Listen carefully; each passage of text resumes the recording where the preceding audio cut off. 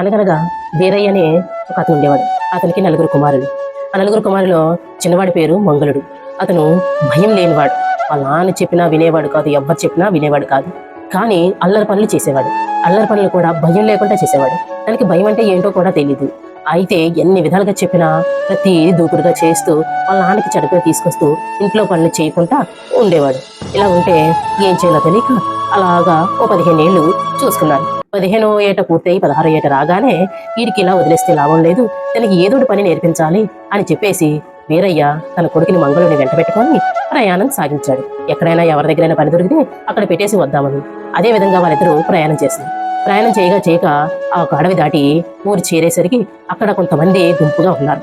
గుర్రాలు ఇల్లు ఉన్నాయి.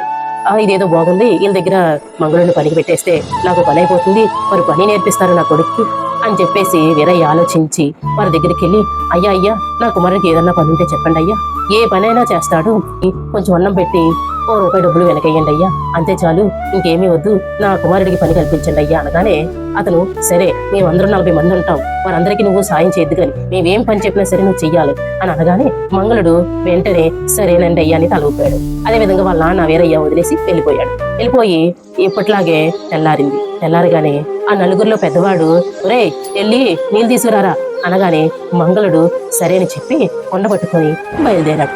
వెళ్ళి ఒక వాగిలో నీళ్లు ఉంచాడు.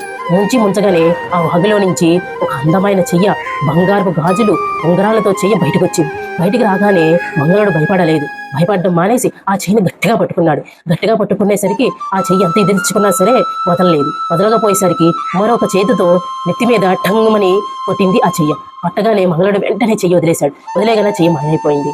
అటు ఇటు చూసుకొని దెబ్బ తడుముకున్నాడు. ఏదో నాకు తగిలిందే అని చెప్పేసి చూడగా ఆ గట్టు మీద ఒక బంగారపు గిన్నె, బంగారంతో నిండిన వజ్రాలు వైడూర్యాలు తాపడం చేసిన ఒక అమూల్యమైన గిన్నె. ఆ గిన్నె చూసి ఇటు చూసి నీళ్లు పట్టుకొని వెళ్ళిపోయాడు. వెళ్ళిపోయి తడుముకుంటూ, ఎవరో వాగులో నుంచి నీళ్లు తీస్తూ ఉంటే నన్ను కొట్టారు అని చెప్పేసి ఏమీ తెలియనట్టు ఆ గిన్నె మంగళుడు 40 మందిలో పెద్దవాడైన వాడి చేతిలో పెట్టాడు. ఆ 40 మంది దొంగలైనా సరే వాడు అన్నాడు, ఇది నువ్వు సంపాదించుకున్నది, దీన్ని నమ్మగా ఎంత వస్తే అంత నీకే ఇచ్చేస్తాను మంగళుడు అని వాళ్ళని ఆ గిన్నెని పట్టుకొని బజారుకి వెళ్ళారు. బజారులో ఒక అతనికి చూపించగా, ఇది వజ్రాలు వైడూర్యాలతో తాపడం చేసిన ఎంతో విలువైన గిన్నె, దీన్ని వెలకట్టడం మా తరము కాదు, ఈ పక్కనే పెద్ద సీటు ఉన్నాడు, ఆ సీటు దగ్గర పట్టుకెళ్ళండి, అది కొనగలడేమో చూద్దాం అని చెప్పేసి చెప్పగా ఆ దొంగల నాయకుడు పట్టుకొని వెళితే ఇది ఎంతో విలువైంది, ఒక వజ్రమే ఎన్నో కోట్లు విలువైంది, ఇందులో కెంపులు ముత్యాలు అన్నీ ఉన్నాయి, ఈ గిన్నె ఇప్పటిది కాదు, ఎన్నో ఏళ్ల నాటి కిందటది, ఇది రాజుగారికి చూపిద్దాం, రాజుగారు ఏ రేటు కడితే ఆ రేటుకే నేను కొనుక్కుంటాను అని చెప్పేసి అనగానే దొంగల నాయకుడు సరే అన్నాడు. ఎందుకంటే అది దొంగతనం చేసింది కాదు, మంగళుడికి దొరికిన వస్తువు కాబట్టిగా ధైర్యంగానే రాజుగారి దగ్గరికి వెళ్ళారు. రాజుగారికి చూపించగానే ఆ గిన్నె చూసి రాజుగారు ఒక్కసారిగా మైమరిచిపోయారు. ఎందుకంటే అంత విలువైన అందమైన ఆ గిన్నె చూసి రాజుగారు ఒక్కసారిగా ఆనందపడిపోయి ఆ గిన్నెని తరంతో చూస్తున్న సమయంలో వేరొక సేటు వచ్చి, ఆ గిన్నె నాదండి అయ్యా, మా ఇంట్లో ఈ దొంగలు దొంగతనం చేశారండి అయ్యా అని రాజుగారికి వినయించగా, మీరు దొంగలే కదా, నిజంగానే దొంగతనం చేసుంటారు అని చెప్పేసి ఆ దొంగల్ని బంధించగానే లేదండి అయ్యా, ఇది పక్కనే ఉన్న వాగులో మా మంగళుడికి దొరికింది, కావాలంటే చూపిస్తాను, మా మంగళుడే కాదు నాకు ఇంకా 39 మంది సోదరులు కూడా ఉన్నారు అని ఎంత విన్నవించినా సరే రాజుగారు వినలేదు. సరే అయితే భటులను ఆజ్ఞాపించి ఆ మంగళుడిని ఆ 39 మంది సోదరుల్ని పిలిపించి తీసుకొచ్చి మంగళుడు భయం లేనివాడు, తెలివైనవాడు కూడా, సరే ఏదైనా ఒక గిన్నె చెయ్యరు కదా, దీనికి సమానంగా డజను చేసుంటారు, సరే ఆ డజను మీ ఇంట్లో ఉన్నాయా అని అడగగానే లేదని తడుముకున్నాడు. సరే నేను ఈ గిన్నెకి సమానమైన మరో 11 గిన్నెలు నేను తెస్తాను, అప్పటి వరకు నా 40 మంది సోదరులను మీరు జాగ్రత్తగా చూడండి, నాకు 1 సంవత్సరం గడువు ఇవ్వండి అంటూ మంగళుడు అనగా రాజుగారు నిజంగానే అనుకొని, తెస్తాడేమో చూద్దాం, గడివిచ్చి చూద్దాం, ఈ దొంగల్ని పోయేదేముంది, బందికరలో బంధిద్దాం అని చెప్పేసి 1 సంవత్సరం గడివిచ్చి గుర్రాన్ని కత్తిని డాలిని ఇచ్చి రాజుగారు అలాగే ఆ గిన్నెను కూడా ఇచ్చి పంపిస్తారు. మంగళుడు మిగతా 11 గిన్నెల కోసం అన్వేషిస్తూ ప్రయాణించి ఒక రాజ్యంలో చేరుకుంటాడు. ఆ రాజ్యంలో పూటకుళ్ళమ్మ ఇంటికెళ్ళి, నేను డబ్బిస్తాను, నాకు అన్నం పెట్టండి, ఆశ్రయం ఇవ్వండి అని అనగా, అలాగే నాయన అని చెప్పేసి ఆశ్రయం ఇచ్చి తిన్న తర్వాత, ఏమిటి ఈ రాజ్యంలో విశేషాలు అని అనగానే, ఏమిటయ్యా విశేషాలు, ఈ రాజుకున్న కుమారుడు ఒకే ఒక కుమారుడు చనిపోయాడు, తనకి పెళ్లి అవ్వలేని కారణంగా తనని పూడ్చిపెట్టి ప్రతిరోజు పాలు పోయడానికి రాజుగారు వెళ్తున్నారు. కానీ ఆ సమాధిని ఎవరో తవ్వుతున్నారు, మళ్ళీ కప్పేస్తున్నారు. ఎవరా అని ఎంత కాపలా పెట్టినా సరే ఎవరు కనిపెట్టలేకపోతున్నారు అని ఆ పూటకుళ్ళమ్మ అనగా, సరే అయితే మీ రాజుగారి దగ్గరికి నన్ను తీసుకెళ్ళండి, నేను పరిష్కరిస్తాను ఆ సమస్యని అని చెప్పేసి మంగళుడు అనగా ఆవిడ తీసుకెళ్ళి రాజుగారికి చూపించగా, ఈ కుర్రకొక్క ఏం చేయగలడు, ఎంతమంది సైన్యం వల్ల కానిది అంటూ రాజుగారు చిన్నచూపు చూడగా, రాజుగారు వెంటనే మంగళుడు, మీరు నన్ను చిన్నచూపు చూడకండి, నేను చేస్తాను కంపల్సరీ ఆ పని, ఏమిటో చెప్పండి అని చెప్పగానే వివరించగా, సరే అయితే నేను ఆ శ్మశానం ఎక్కడుందో చూపించండి, నేను అక్కడికి వెళ్తాను అని చెప్పేసి అనగా, ఆ రాజుగారు గుర్రాన్ని, డాల్ని, ఇంకా కొన్ని గదల్ని ఇచ్చి పంపిస్తారు, బాణాలను కూడా పంపిస్తే శ్మశానానికి కోత వేటిలో దూరంలో చెట్టు చాటున దాక్కుని మిగతా భటుల్ని పంపించేసి అక్కడ ఏం జరుగుతుందో చూడాలని ఉత్సాహంతో ఆ మంగళుడు నిద్రపోవడం మానేసి ఆ చెట్టు వెనకాల నుంచి అలా చూస్తూనే ఉన్నా సరే ఏమీ జరగపోయేసరికి కరెక్ట్గా 1 గంట కావస్తుంది. 1 గంట సమయంలోని ఎక్కడి నుంచో 3 పావురాలు ఎగురుకుంటూ వచ్చాయి. ఏమిటి ఈ అర్ధరాత్రి వేళలో 3 పావురాలు ఎగురుకుంటూ వచ్చాయి అనుకుంటూ ఉండగానే మంగళుడు ఆ 3 పావురాలు ముగ్గురు యక్షకన్యలుగా మారిపోయి వెంటనే ఆ సమాధి దగ్గరికి వెళ్ళి లే అని ఒక బెత్తంతో కొట్టగానే రాజకుమారుడు ప్రాణంతో లేచి వస్తాడు. వెంటనే వాళ్ళు వేరే చోట కూర్చొని గుడ్డపరిచి దాని మీద ఒక బెత్తంతో వడ్డించు అనగానే బోల్డన్ని వంటకాలు వస్తూ ఉంటాయి. వంటకాలు వస్తే నలుగురు కూర్చొని ఆరగిస్తున్న సమయంలో ఈ రాజకుమారుడు ఇంకా సగం తింటున్నాడు. యక్షిణులు తినేసిన సమయంలో మంగళుడు గురి చూసి బాణం వేస్తాడు మధ్యలోకి బాణం వేయగానే ఎవరికీ తగలదు. వెంటనే యక్షకన్యలు పక్షులుగా మారిపోయి మాయమైపోతారు. అక్కడే ఎర్రటి వస్త్రాన్ని బెత్తాన్ని వదిలేగానే ఆ బెత్తాన్ని, ఆ ఎర్రటి వస్త్రాన్ని తీసుకొని ఆ రాజకుమారుడిని తీసుకొని, ఇక నీకేం పని, పద మీ ఇంటికి, మీ నాన్నగారు ఎదురు చూస్తున్నారు అనగానే ఆ రాజకుమారుడు వస్తాడు.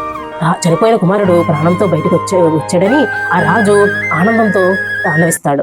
వెంటనే ఆ రాజు, సరే నా కుమారుడిని ప్రాణంతో తీసుకొచ్చావు, నీకు ఏం వరం కావాలి కోరుకో అనగానే వెంటనే మంగళుడు ఆ గిన్నె చూపించి, ఇలాంటి 11 గిన్నెలు నాకు కావాలి అనగానే ఆ గిన్నె చూసి, ఇంత విలువైన గిన్నె మా రాజ్యంలో ఉన్న సంపద అంతా అమ్మినా సరే మేము ఒక గిన్నె కూడా తయారు చేయించలేము, ఎందుకంటే ఇది ఎంతో విలువైన గిన్నె, ఇలాంటి గిన్నెలు మేము ఎక్కడా చూడలేదు నాయనా అని అనగానే, సరే అయితే నేను నా ప్రయత్నం చేసుకుంటాను అని నాకు ఇంకా సెలవిప్పించండి అని చెప్పేసి మంగళుడు ప్రయాణం సాగించాడు. ప్రయాణించగా వేరే రాజ్యంలోకి వస్తాడు. వేరే రాజ్యంలోకి వచ్చి ఆ రాజ్యంలో పూటకులమ్మని, నాకు ఏదైనా ఉంటే పెడతారా, ఆకలిగా ఉంది, నాకు ఏదైనా ఆశ్రయం ఇస్తారా అని అడగగానే, ఆశ్రయం అయితే ఇస్తాము, తిండి అయితే పెట్టలేమయ్యా, ఎందుకంటే మాకు ఈ రాజ్యంలో తిండి గింజలే లేవు, కాయగూరలు అయ్యి పండుతాయి, అవి మేము వేరే దేశాలకు అమ్మి అక్కడి నుంచి మేము ధాన్యాన్ని దిగుమతి చేసుకుంటాం, కానీ కొన్ని నెలల నుంచి సముద్రం మీద చొత్తున్న నావలన్నీ సముద్రంలో మునిగిపోతున్నాయి, మాకు తిండి గింజలు లేక చాలా ఇబ్బందులు పడిపోతున్నాం అని మంగళుడితో పూటకుళ్ళమ్మ చెప్పగానే, సరే అయితే నీ సమస్యను నేను తీరుస్తాను, వెంటనే మీ రాజుగారి దగ్గరికి నన్ను తీసుకెళ్ళండి అని చెప్పగానే రాజుగారికి ఈ మంగళుడిని చూపించగానే, ఈ సమస్యని ఈ కుర్రకొంక తీరుస్తాడా, సర్లే చూద్దాం అని చెప్పేసి అనగా, రాజుగారండి మీరు నన్ను తక్కువ అంచనా ఇక్కండి, మీరు ఆ పడవలు ఎక్కడ మునిగిపోతున్నాయో నన్ను అక్కడ తీసుకెళ్ళండి అని చెప్పగానే మంగళుడికి ఒక పడవని, సైన్యాన్ని ఇచ్చి రాజుగారు పంపిస్తే బట్టల్ని తీసుకొని ఆ పడవని తీసుకొని సముద్రమే ప్రయాణించగా ఎక్కడైతే మునిగిపోతున్నాయో పడవలు అక్కడికి వెళ్ళగానే అటువైపు నుంచి ధాన్యంతో నిండిన ఒక పడవ రాగానే ఒక చెయ్య కంకణాలు వజ్రాలు నిండిన బంగారపు ఉంగరంతో ఒక పెద్ద చెయ్య పైకి లేస్తున్న సమయంలో పడవని ఆపాలని ట్రై చేస్తుంది ఆ చెయ్య. ఆ పడవని ఆపాలని ట్రై చేస్తున్నప్పుడు ఈ మంగళుడు వెంటనే ఆ చెయ్యని గట్టిగా పట్టుకొని ఆ చేతి నిండా కంకణాలు పట్టుకోగానే ఆ చెయ్య కంకణము శీల ఊడిపోయి కంకణం వచ్చింది, ఆ చెయ్య కిందకి వెళ్ళిపోగానే ఆ పడవ బయటికి ఇటువైపు వచ్చేసింది ఒడ్డుకి. ధాన్యంతో నిన్న పడవ ఒడ్డుకి వచ్చిందని రాజు ఆనందంతో ఉప్పొంగిపోయి, నీకేం వరం కావాలో కోరుకో అనగా ఆ గిన్నె చూపించి, ఇటువంటి గిన్నెలు నాకు కావాలి 11 అని అనగా, అయ్యా ఈ రాజ్యాన్ని అంతా అమ్మినా సరే ఆ గిన్నె మేము తయారు చేయించలేము, అయినా ఈ గిన్నె ఇప్పుడుది కాదు ఎప్పుడుదో ఆ రాజ్యంలో పనిచేసే ఒక పండితుడు వచ్చి ఆ గిన్నె చూసి, ఈ గిన్నె దేవతలు యక్షిణులు తినే గిన్నె, ఈ గిన్నె ఈ రాజ్యానికి చెందింది కాదు, ఈ దేశానికి కూడా చెందింది కాదు, ఇంద్రలోకానికే చెందినది, కాబట్టిగా ఇది యక్షిణులు తినే ప్లేస్ ఎక్కడుందో కనుక్కొని అక్కడికి వెళితే దీనికి జత అయిన 11 మీకు దొరుకుతాయి అని చెప్పగా ఆ ప్లేస్ ఎక్కడుందో చెప్పండి అని బతిమలాడగా ఆ ప్లేస్ నాకు తెలుసు, కానీ వెళ్ళాలంటే చాలా వ్యయ ప్రయాసాలతో కూడుకున్న పని, నువ్వు వెళ్ళగలవా, నువ్వేమో కుర్రకుంకలాగా ఉన్నావు అని అనగానే మీరు చింతించకండి, నేను తప్పగా వెళ్ళగలను అని చెప్పేసి అని రాజు సరే అని చెప్పేసి ఒక గుర్రాన్ని భటులని సైన్యాన్ని ఇచ్చి చాలా రోజులు ప్రయాణించి ఆ ప్రదేశానికి చేరుకుంటారు. ఆ ప్రదేశంలో కొండ మీద ఒక కోట ఉంటుంది. ఆ కోటలోని యక్షిణులు భోంచేస్తూ ఉంటారనమాట. అప్పుడు ఆ ప్లేస్ని చూపించి మిగతా సైన్యం అంతా వెనుదిరిగారు. మంగళుడు ఒకడే పాక్కుంటూ ఆ కొండ మీదకి వెళ్ళి ఆ కొండ మీద ఉన్న కోటలోకి చేరుకొని చూడగా అక్కడ ఒక ముసలి వంటవాడు ఉంటాడు. వంటవాడు వీడిని చూసి, ఏరా గుంటకన్నా నువ్వు ఎలాగొచ్చావురా ఇక్కడికి, ఇక్కడ యక్షిణులు ఉంటారు, యక్షిణులు నిన్ను చూసాయంటే ఇంకేమన్నా ఉందా, దాక్కో అని చెప్పేసి ఆ వంటవాడు ఈ మంగళుడిని ఒక జాడీలేసి దాచేస్తారు. అంతలో యక్షిణులు భోజనానికి వస్తూ ఉంటారనమాట. ఈ వంటవాడు భోజనం వడ్డిస్తూ ఉన్నప్పుడు యక్షిణులు ఈ విధంగా మాట్లాడుకుంటాయి.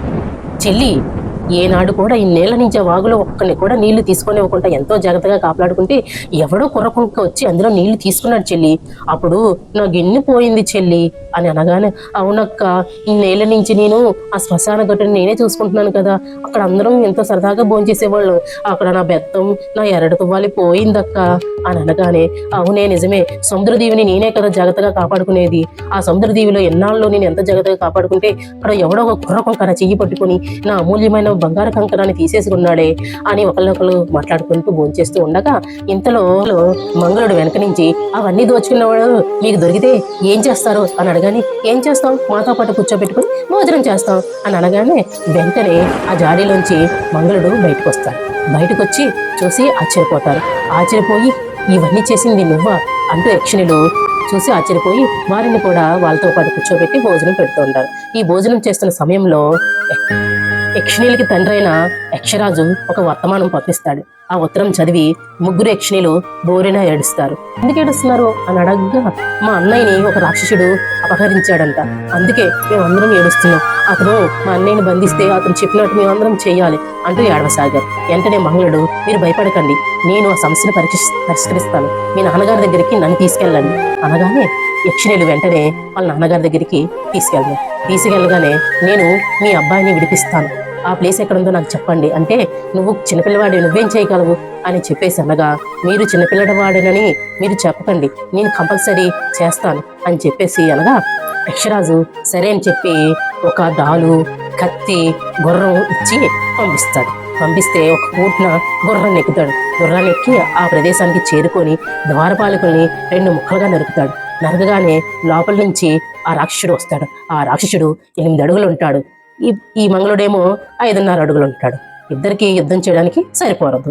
యుద్ధం చేయాలనుకుంటారు, కానీ మంగళుడు ఈజీగా తప్పించుకుంటాడు. అలా తప్పించుకుంటూ ఆ రాక్షసుని గదతో గట్టిగా మోదుతాడు. అది తిరిగి ఆ రాక్షసుడికి తగలరాని చోట తగిలి తను గిలగిల కొట్టుకుని చనిపోతాడు. ఆ యక్షకుమారుడిని కాపాడి తీసుకొస్తున్న సమయంలో ఆ యక్షకుమారుడు, నిన్ను యక్షరాజు నీకేం వరం కావాలని అడిగితే మా చిన్న చెల్లిని కావాలని అడుగు, వెంటనే మా నాన్నగారి చిటికిన వేలుకున్న ఉంగరం కావాలని అడుగు, ఈ 2 అడిగేవనుకో నీకు మంచి జరుగుతుంది అని చెప్పగానే ఇంటికి తిరిగి వస్తారు. యక్షరాజు సంతోషించి తన చిన్న కుమార్తెని మంగళుడికిచ్చి వివాహం చేస్తారు. వివాహం చేయగానే మంగళుడు, నాకు ఇటువంటి 11 గిన్నెలు కావాలి అని అడగగానే ఆ యక్షిణులు వెంటనే 11 గిన్నెలు ఇచ్చి మొత్తం 12.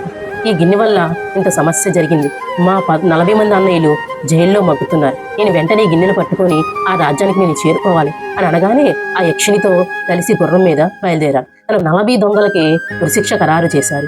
ఉరిశిక్ష ఇస్తున్న సమయంలో వెంటనే మంగళుడు అక్కడ చేరుకొని ఆ రాజ్యానికి చేరుకొని ఆ ఉరిశిక్షని ఆపించి ఆ 11 గిన్నెలు ఇచ్చి తనకి చూపిస్తాడు. చూసారా మహారాజా, ఈ గిన్నెలు యక్షలోకానికి చెందినవి, ఈ లోకానికి కాదు.